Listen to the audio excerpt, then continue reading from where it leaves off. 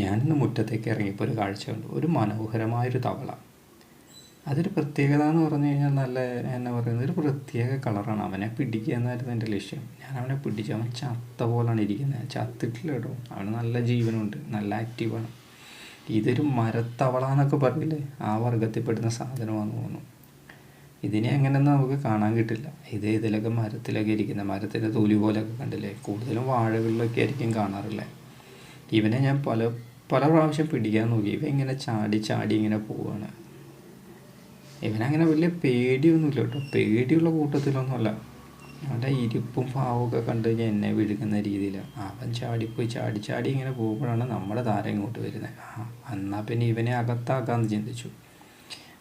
അവൻ സ്മെല്ല് ചെയ്ത് കഴിഞ്ഞപ്പോൾ ഇവനെ തിന്നാൻ പറ്റുന്ന സാധനം എന്താണെന്നറിയാം. എന്നാലും അവനെ ഒന്ന് ചുമ്മാതെ നക്കി വിട്ടേക്കാന്ന് ചിന്തിച്ചു. ഒന്ന് ഭീഷണിപ്പെടുത്താനാണ്. പക്ഷെ ആ ഭീഷണിയിലൊന്നും അവൻ ഒതുങ്ങിയില്ല കേട്ടോ. അവൻ കണ്ടോ പതുക്കെ. എന്നാൽ പിന്നെ എൻ്റെ തനി സ്വഭാവം എടുക്കാം, തട്ടിക്കളിക്കാൻ വേണ്ടി തീരുമാനമെടുത്തിട്ടും ഇവനൊരു അനക്കമില്ലാത്തത് കൊണ്ട് അവന് തട്ടിക്കളിക്കാനും തോന്നുന്നില്ല. എന്നാൽ ഞാൻ ചൂണ്ടിക്കാണിച്ചു കൊടുക്കണം, അന്ന് നീ തട്ടിക്കളിച്ചു കൊടുക്കും.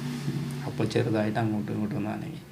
അവസാനം അവൻ ഇതിൻ്റെ പുറകെ അങ്ങോട്ടും ഇങ്ങോട്ടൊക്കെ ചുമ്മാതെ നടന്നു. ഇവൻ തിന്നൊന്നുമല്ല കേട്ടോ, ഇവനെന്നെ തിന്നത്തൊന്നുമില്ല. അവസാനം വെറുതെ അവിടെ ഇട്ടേച്ച് പോവുകയും ജീവനോടെ. അതാണ് സംഭവം.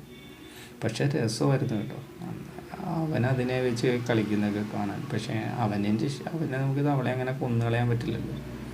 ആ വർഗത്തെ നശിപ്പിക്കേണ്ടെന്ന് വിചാരിച്ച് തിരിച്ച് ഞാൻ അതേ വാഴയിലേക്ക് തന്നെ അതിനെ പിടിച്ചു കൊണ്ടുവന്ന് വിട്ടു. അവനതിനെ കടിച്ചു തിന്നാനുള്ള ശ്രമങ്ങളൊക്കെ നടത്തുന്നുണ്ട്. പക്ഷേ ഈ തവള വേറെ ആയതുകൊണ്ടായിരിക്കാം, തവള വിഷമുള്ളതായിരിക്കാം എന്നതാണ് എൻ്റെ ചിന്ത മുഴുവൻ.